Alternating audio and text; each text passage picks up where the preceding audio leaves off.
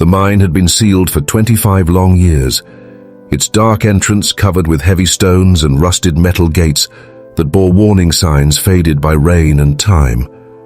For decades, locals told stories about the disaster that had taken place there when an entire shift of workers disappeared during a sudden collapse. Families never received the bodies, only the echo of unanswered questions. The town slowly moved on, but whispers about the abandoned tunnels never stopped. Some said the miners were buried alive and could still be heard pounding on the rocks on quiet nights. Others believed something older than the mine itself had claimed them. When the government finally approved the excavation of the collapsed shafts, a new team of workers was assembled, not only to clear the rubble, but to finally uncover the truth. At first, the operation seemed routine. The engineers brought modern equipment drills and safety systems designed to prevent another tragedy. Yet, despite the technology, every man in the crew felt a weight pressing down on them, as if the air itself carried memories of suffering. The older villagers stood at a distance, watching with grim faces, warning the younger men not to go too far. The foreman tried to laugh off their fears, but even he noticed how quickly the daylight seemed to fade whenever they approached the mouth of the mine. On the 15th day of digging, they broke through the final wall of stone leading into the long sealed tunnels. The dust was thick, and the air that rushed out was stale, almost suffocating, as if it had been trapped for centuries. The first miners to step inside carried lamps, but their light seemed weaker, swallowed by the endless black. The silence inside was unnerving. No sound of dripping water, no scurrying rats, only a hollow emptiness that made every footstep echo too loudly. They advanced deeper, their boots crunching against gravel and broken beams. Hop, eager to find traces of the men who had once worked here, but instead of skeletons or abandoned tools, they began to notice strange markings on the walls, symbols carved deep into the rock that did not resemble anything from mining work. Some looked like spirals, others like crude human figures with hollow eyes. The miners exchanged nervous glances. No one dared speak loudly, as if their voices might awaken something that still lingered. One of them swore he heard faint breathing just behind him, but when he turned, his lamp revealed only dust swirling in the air. The deeper they went, the colder the tunnels grew. Frost began to appear on the walls despite the summer heat outside. The men shivered, though no wind touched them. Their lamps flickered, and the smell of burning oil mixed with something foul, metallic and rotten. They pressed forward until they reached a large chamber where the collapse had supposedly trapped the missing workers. What they saw there froze them in place. The chamber was intact, the ceiling supported by thick beams, untouched by the disaster. In the center of the room lay dozens of mining helmets perfectly arranged in a circle. Each helmet still had its lamp burning with a pale blue flame, though they had not been touched for 25 years. The flames did not flicker like fire, but glowed steadily like eyes watching. The men stood, speechless. Some whispered that it was impossible, others tried to convince themselves it was a prank, but no one could explain how the lamps still burned. One of the miners stepped closer, and as soon as his foot touched the edge of the circle, the air grew unbearably heavy. The helmets began to vibrate faintly, and from the shadows came a sound low and mournful like 100 voices groaning at once. The miners stumbled back, clutching their lamps. Their foreman shouted for everyone to leave, but the exit behind them seemed farther than before, as though the tunnel itself had stretched. Darkness pressed in tighter, their lamps dimming until only the unnatural blue flames remained glowing in the circle. Then from within the circle of helmets, a figure began to rise. Its shape was human but wrong, its body thin, as if dried out by years without flesh. Its helmet was cracked, yet its lamp still burned with the same blue fire. The figure turned its head slowly toward the intruders, and the groaning voices swelled into a deafening chorus. The miners could not move, they were paralyzed between disbelief and terror. The figure lifted one bony hand and pointed directly at them, and the air filled with the stench of decay. That was when the foreman realized with dawning horror that these were not graves they had disturbed, but something far worse. The foreman shouted for the men to retreat, but his voice was swallowed by the cavern as if the stone itself refused to carry his words. The figure in the circle did not move closer, yet its presence spread like a sickness through the air. Each man felt his chest tighten, as if invisible hands were pressing against their lungs. One of the younger miners broke into a run, desperate to escape, but before he reached the tunnel, his lamp shattered, plunging him into darkness. His scream echoed once, then cut off abruptly. The others saw nothing, only heard the wet, dragging sound that followed, leaving them rooted in terror. Another man in panic hurled a rock at the circle of helmets, hoping to break the unnatural glow. The stone struck one helmet, knocking it aside, and instantly the entire chamber shook. Dust rained from the ceiling, and the blue flames flared brighter. The standing figure turned its hollow eyes toward the man who had thrown the stone, and in a blur of unnatural speed it was upon him.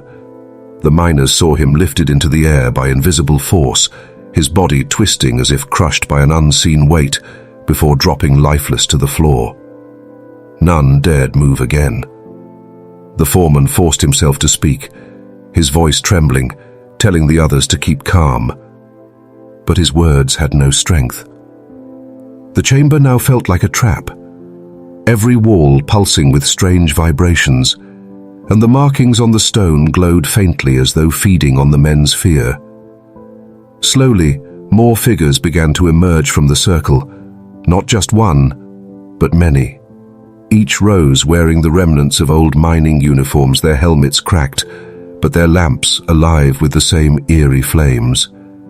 Their faces were little more than dried skin stretched over bone, their eyes hollow, yet burning with a pale light. They stood silently watching as if judging the intruders.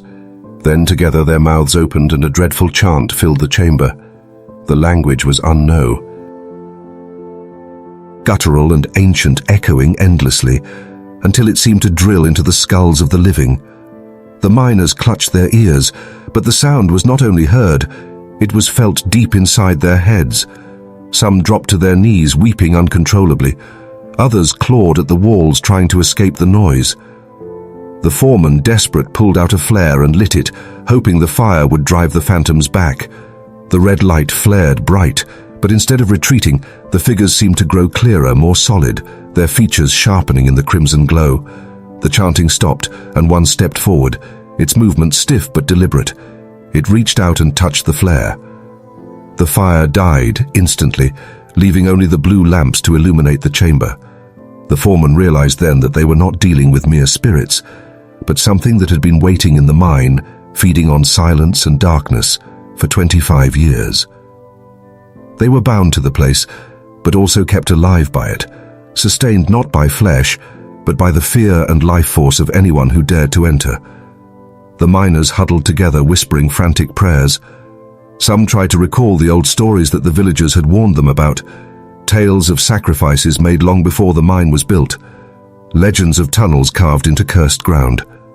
One man remembered hearing about an ancient burial site disturbed during the first excavation of the mine long before the disaster.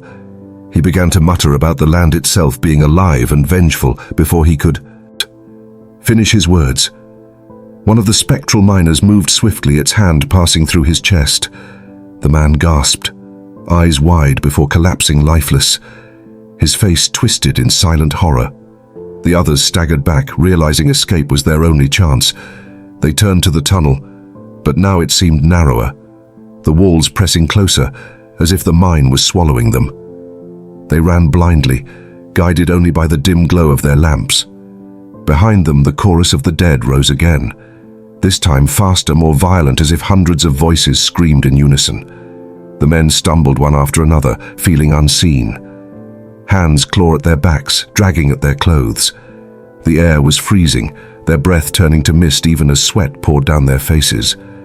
They finally reached the passage where they had first broken through and scrambled toward the faint light of the surface. But just before they reached the exit, the foreman looked back and saw them, the circle of blue flames following not with footsteps, but with shifting shadows, crawling across the walls like liquid darkness. The figures did not need to run. The mine itself seemed to carry them forward. He shouted at his men to move faster, but already he could see that some would not make it. One miner tripped, falling hard, and before anyone could help him, the shadows swallowed him whole. His scream lasted only a moment. Then silence. The survivors burst into the open air, collapsing against the ground, gasping like drowning men. But when they turned back, expecting the mine to be quiet, they saw the faint glow of blue flames still deep inside, flickering like watchful eyes. And then came the realization that chilled them more than anything else. The mine was no longer sealed. They had opened the path, and whatever had been trapped within was now free to wait for the night. For hours after escaping, the men sat in silence outside the mine, their bodies trembling, their minds refusing to accept what they had seen. The foreman tried to radio for help, but the signal was dead, filled only with static that seemed to echo the whispers they had heard underground. The village elders approached cautiously, their faces pale, as if they already knew what had been unleashed. One of the old men shook his head and muttered that the mine should never have been touched, that the dead below were not meant to be disturbed. The younger miners protested, swearing that they had seen more than just restless spirits. These were not simple ghosts. They were something bound by the land itself, something that fed on human life. The elders exchanged fearful glances and finally admitted that the mine had been built on ground long considered cursed generations, before the village had buried those who practiced forbidden rites deep within the earth. And when the mine was dug, their tombs had been broken, releasing the remnants of their souls. The collapse 25 years ago had been no accident. It had been the land's way of sealing what had been awakened, but now the seal was broken again. That night, the surviving miners tried to rest, but sleep never came. The air around the camp was heavy and cold. Shadows stretched unnaturally long, and the faint sound of chanting carried on the wind. Though none dared approach the mine, they could see the dim blue glow flickering at the entrance, pulsing like a heartbeat. Just before dawn, one of the men went missing. His bedroll was empty, his boots left behind, and the ground around the camp showed no footprints, as if he had simply dissolved into the air. Panic spread, and the foreman ordered everyone to pack up and leave at once. But when they tried to start the trucks, every engine failed. The radios still hissed with static, and no matter how many times they tried, the machines would not respond. They were stranded. The villagers told them that once the mine had claimed a soul, it would not stop until the circle was complete. The miners realized with horror that the curse was not confined below ground anymore. It had followed them above. Now they were all marked. One by one, strange things began to happen. Men who strayed too far from the fire vanished into the night without a sound. Those who remained grew weaker, as if something was draining their strength. Their eyes hollowed, their skin grew pale, and they began to hear whispers calling their names, promising relief, if they only returned to the mine. By the third night, even the strongest among them could feel his will crumbling. The foreman fought hardest, refusing to yield, but he knew they were doomed. He wrote his account on scraps of paper, leaving them in a metal box buried near the camp, hoping someone would find it someday to know the truth. He warned that the mine should never again be opened, that the dead within were not to be saved, but to be contained. On the final night, the blue glow spread across the camp, like mist, curling between the tents, seeping into every breath.